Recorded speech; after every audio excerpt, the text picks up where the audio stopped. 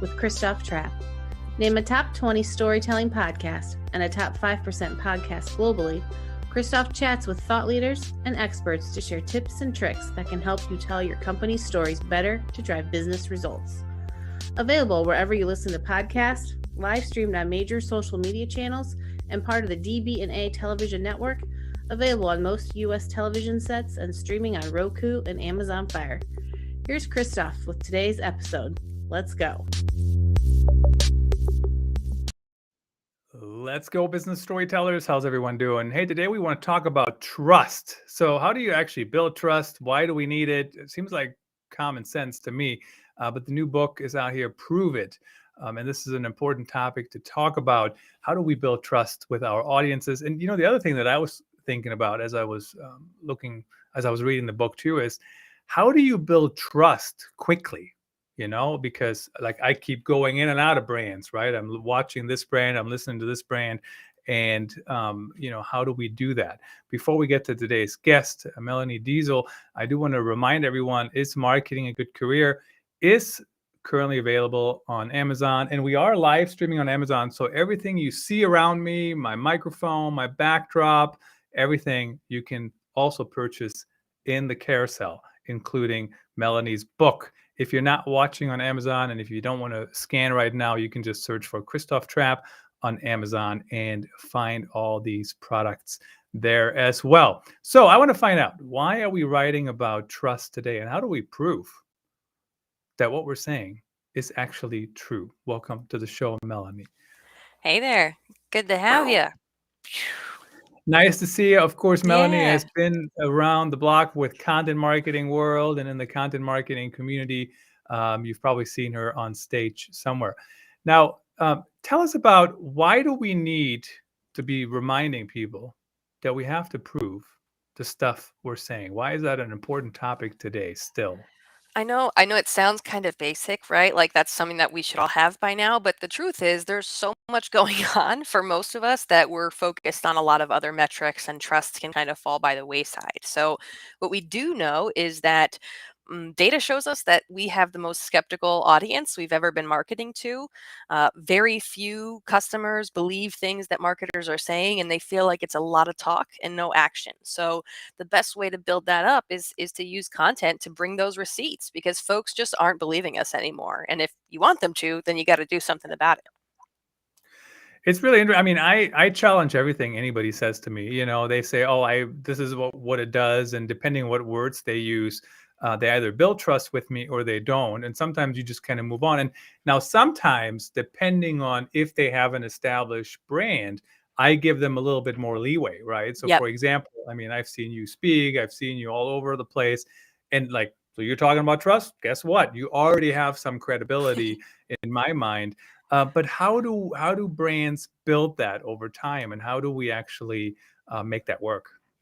I mean, usually if you have a brand that you already trust, like you said, you trust me, thank you for that. It does mean that you've been proving it in the past. So the best way to build trust is to just do it continuously. I think we kind of have a habit of thinking of things as a tactic, sort of a one and done, or do this as needed.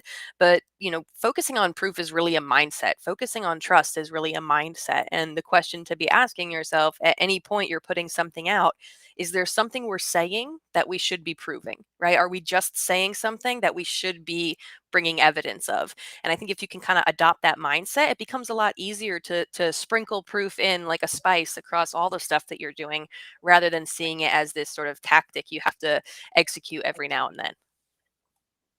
But let's be specific. How do we actually do that? Because so when I'm thinking about, so when you say that, I'm like, well, makes sense to me.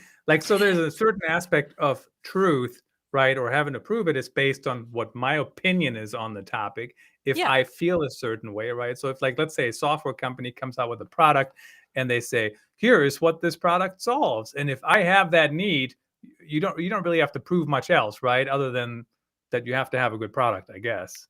That's what we're talking about. Exactly. Yeah. So the we solve that need. I mean, do they really? According to who? Is it that exact need, or is it that exact need for only some people, right? Is this good for a solopreneur or only for small businesses or large businesses? So Not that there's a lack of specificity of those words saying we solve this problem. It's that consumers are hearing we solve this problem from a SaaS company and saying, I'm not sure if I believe you, because anyone would say they can solve the problem. Everyone says their product is great. Everyone says I should buy their thing. Every option out there says that they're the best. So how do we actually differentiate is by showing you that they can solve that problem. So making it up on the spot for this SaaS company you mentioned, they say they're solving a specific problem. One way would be to do some sort of screen share, kind of walk through as their software is doing its thing and show how that problem is actually being solved. Another way could be to use stories or testimonials from their current clients or past clients saying, yeah, I worked with them, I had this problem, and here's how they solved it for me. Just kind of adding third party credibility to it. So there's lots of different types of content you can use, but the question is to say, if we know by default our audience doesn't believe anything we say, where do we put that extra effort in to bring some proof behind what we say? I think some of it is also like your personality, right? How do you come Yeah, across? Do you look um, credible, I guess, for lack of a better term? Does it sound credible? Those kind of things. Now, when you were talking about testimonials, I mean, I kind of have this picture in my mind of logos. Like every company in the mm, world publishes logos, right? Some even talk about we have to acquire new logos. But how do you really, I mean, journalist at heart here, sure, Christoph, my previous life. same. Um, how do you really know? And I'm thinking of one example where a company put a logo up and they said, oh, yeah, we work with this big company. And technically they did, like through an agency, and the agency work, you know what I mean? It's like Yeah, yeah, three removed, the cousin three removed. So yeah. at what point is it the truth and helpful? And at what point are you bending the truth? And how do we know? Oh man. So if I could figure out a magic formula to identify all things true, I would probably be I don't even know, incredibly rich, I'm sure.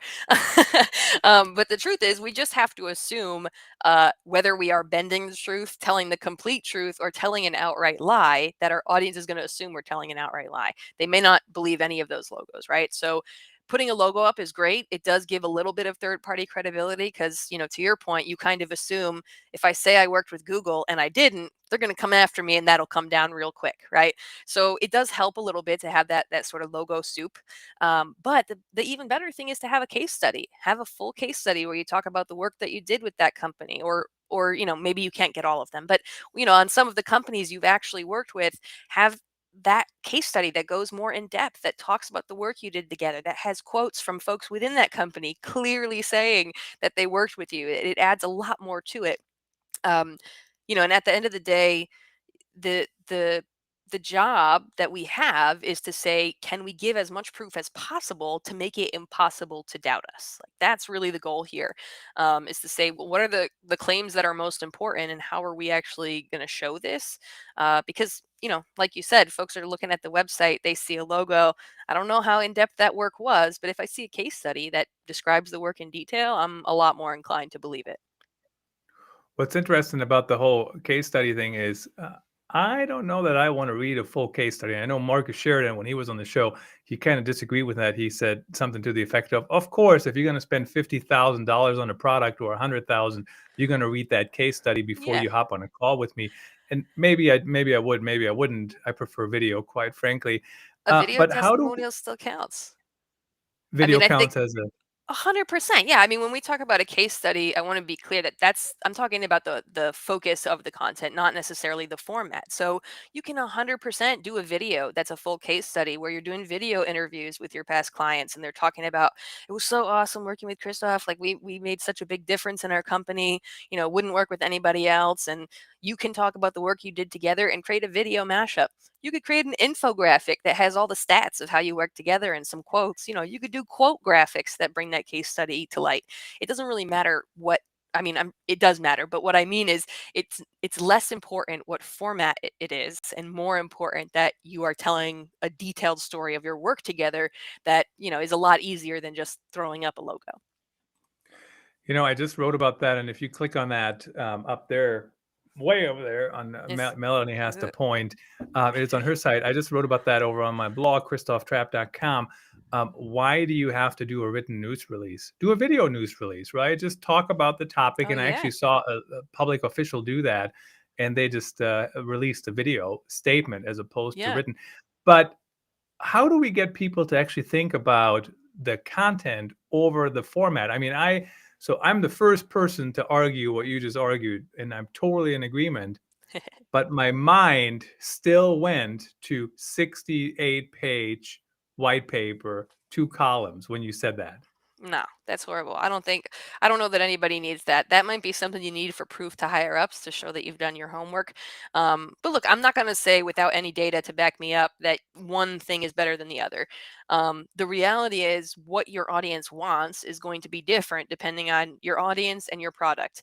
If to Marcus's point, if I'm investing, $50, $100,000 in a particular software or partnership, you're going to want to do more homework than that than you are for, I don't know, like what brand of tinfoil you pick up at the grocery store. Nobody's reading a tinfoil white paper or even testimonial, probably, right? We're just looking for some basic stuff there. So it's going to be a different answer for everybody, which I know is sort of a given in marketing many times, but really the idea is to focus on the focus first, right? That's a lot of what I talked about in my first book, is like figuring out what is it that I'm going to say, and then you ask the question, what's the best way to bring that to life? Because to your point, sometimes that should probably be a video release as opposed to a written release.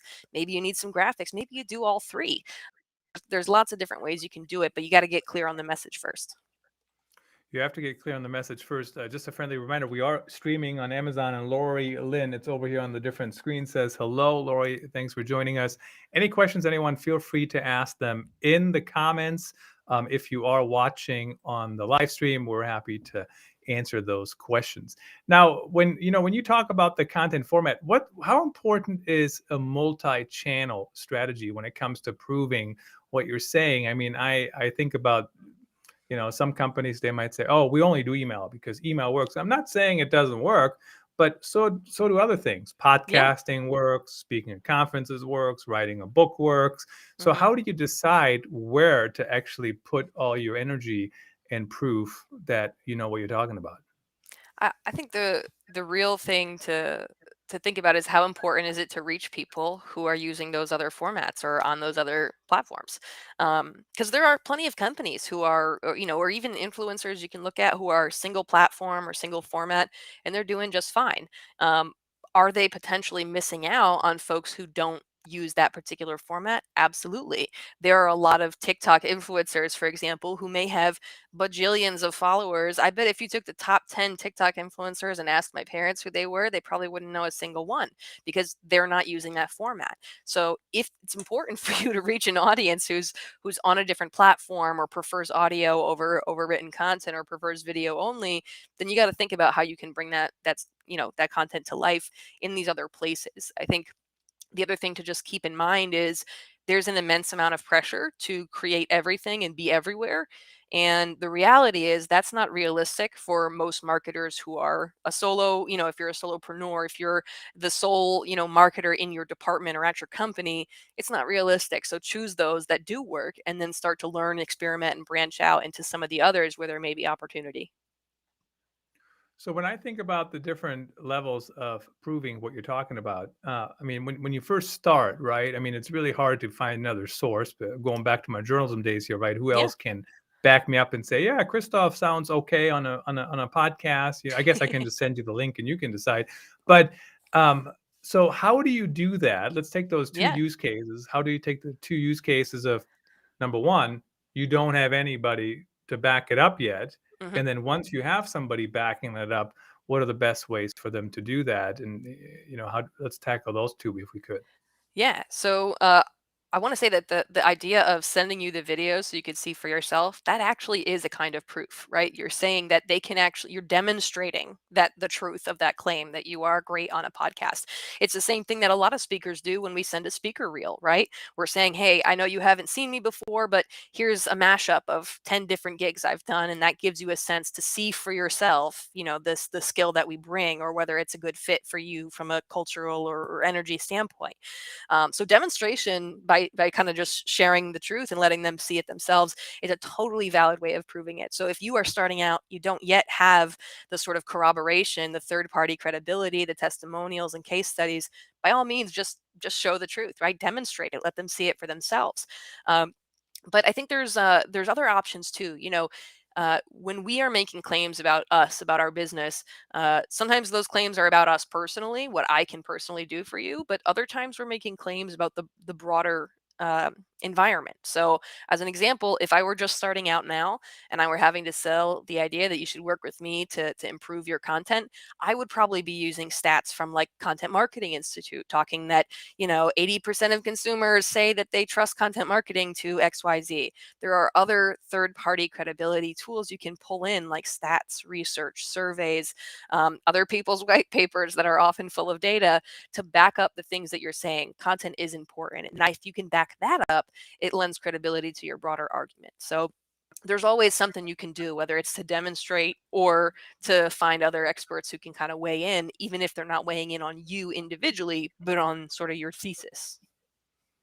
What's always interesting is it's so easy to talk about ourselves, but we have to figure out what does it have to do with the customers. Just a quick plug here for my day job, voxpopme.com. If you want to find out how customers actually feel about products, what they're trying to do in their lives, their jobs to be done, whatever, check that out. It's a software tool you can use to get closer to them. Mark Schaefer, of course, reminded us that it's not about our why, as Simon Sinek has said for so many years, but it's about the customer's why. So certainly that's easy to forget. Now, let's talk about when you get those testimonials. And I know I've done it both ways, back in the olden ages of marketing, I guess, right? Let's just write the testimonial and see if they approve it. And then on the more journalistic side, hey, let me talk to you about how is this working for you? And then based on what they say, you write the testimonial. So maybe those are the two ends of the spectrum. But how do you recommend that companies go about getting testimonials, and what's the way to do it? Is it the written word? Should you record them, edit them together, then turning them into a written quote, or what's the best Yeah. way to do that? So, best is always going to be subjective. But if you have the option to start with video, that gives you the most to work with. So, even if you don't end up using the video itself, you still have the audio. You can have that audio transcribed as text. You can use a still as a photo to appear next to it.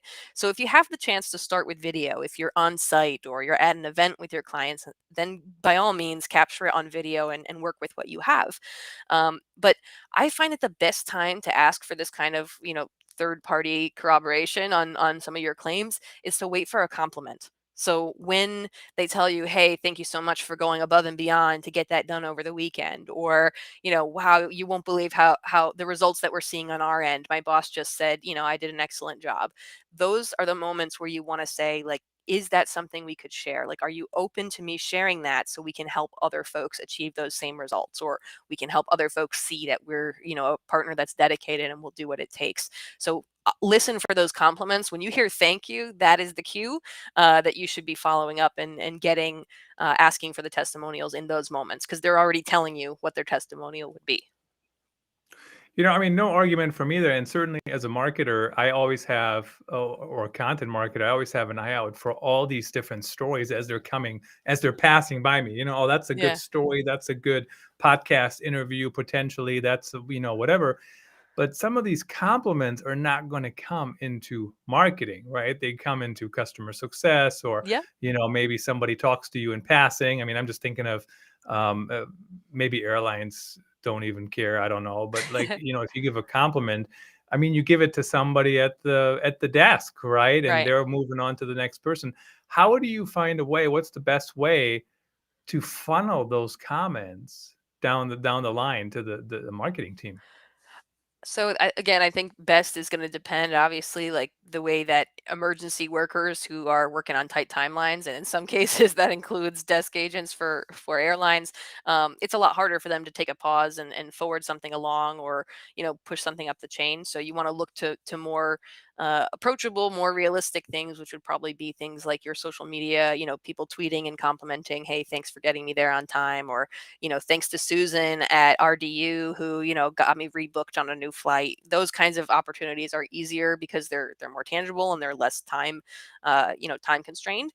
Um, but yeah, it really comes down to collaboration. So the first thing to do is to identify where those places are that customer feedback does come in, whether that's sales, customer service, whatever those departments or avenues are, and then figure out which of these are realistic to be either run up the chain or forwarded along, and develop a system that works for you. So a lot of times what we see, and again, it depends on the company, the tools you're using, but a really simple one we see with startups is to have like a Slack channel, for example, that is a place where you put praise. Really easy to copy a link to a tweet, or screenshot an email, or something like that, to put that in there. Not only is that great to have a reference of those kinds of things, so you could follow up with folks and get a more formal testimonial, but it's also just nice to get to see that positive praise, because I think it's human nature, right, to focus on the one negative in a sea of positive, but it's really nice to have those all collected somewhere, to be able to see all that positive reinforcement, positive feedback in one spot.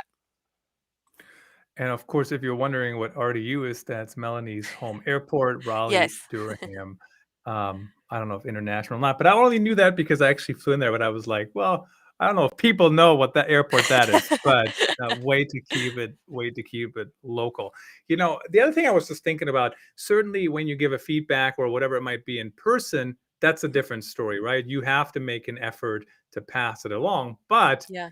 even if you do it over the phone, I mean, there's tools you can use, whether it's Gong or whatever else, Yeah. and based on the keywords that they use, you can just push it to a Slack channel, and then marketing can just see it from there. So Yeah. that's probably another way to do it, right? To automate Yeah. the process. You could definitely do that. And you could also have like a talk script. If you have a lot of folks who are spending the majority of customer interaction on the phone, I mean, that's where we often see, are you open to taking a 1-minute survey when we finish with our call? If I've helped you today, please take this 1-minute survey. You see those kinds of things a lot.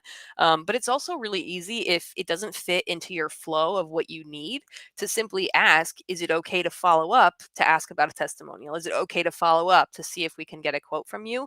And that's a lot easier, right? Then you get the permission, and you log that wherever it makes sense, whoever's keeping track of touch points with customers, in your CRM, to say, hey, this person is willing to give one, we'll follow up when we're done with this much more important flow that we're in at the exact moment. When you said wait for a compliment, and waiting and hope is eternal, right? I mean, at the end of the day, you have to do something good to get a compliment. So how long do you wait, or how do you get to the point that people actually will compliment you? Man, that is a big existential question you're asking. I mean, the first thing you got to do is do good work. At the end of the day, proving it is not about tricking people into trusting you. It's about telling them that you are trustworthy. So the first thing you need to do is be trustworthy. The first thing you need to do is exactly what you say you're going to do. You need to show up and be who you say you are. And if you're doing those things consistently, you should start to get some compliments. You should start to get positive feedback. I'd be much more concerned if you were running a business for any extended period of time and not getting any positive feedback. That's probably not a marketing problem. That's probably a product problem or a service problem. But yeah, there's you can also solicit. I mean, if you have folks that are friendly, you have recurring customers, loyal customers, folks who have made referrals before, those are always good indicators that you can reach out to a friendly and ask. You might, if you have any sort of in-person experience, you might set up a comment card box or something similar. A lot of times you have automated emails where, after someone has either a customer service interaction or a product experience with you, they get at some interval a follow-up saying, how was your experience? And then that opens up the follow-up, would you be willing to share a testimonial? So there's lots of ways you can get at it, but the best opportunities, I think, are when folks volunteer it themselves, because that shows you there's a willingness to sort of advocate and make sure that you're doing a great job. Those are usually your champions who are going out of their way to do that. At the end of the day, it's not about tricking people. It's about doing a good job and bringing value to our customers' lives. When you were just talking about that, I was thinking about SEO strategies, right? And there's of Mhm. course two sides of the spectrum on that too. Some people just chase links, please link to me. And then on the other side of the spectrum, I never go chase any links. I just create stuff that I think might be useful and that I find interesting. And guess what? At some point, you start ranking. So it's kind of the same model. Yeah. Melanie, really appreciate you coming on the show in the last minute here. So tell us, how do people connect with you? Like, what kind of clients do you work with, and Yeah. who should reach out? Yeah, so you can find Prove It at Barnes& and Noble or on Amazon. You can check out my other book on Amazon as well. My URLs here floating along the bottom, storyfuel.co is my website, central repository. I mostly work with companies who are looking to improve their content operations or improve the efficiency of their content. I can help you identify opportunities to tell new stories and make sure that the stories you're telling are earning your audience's trust.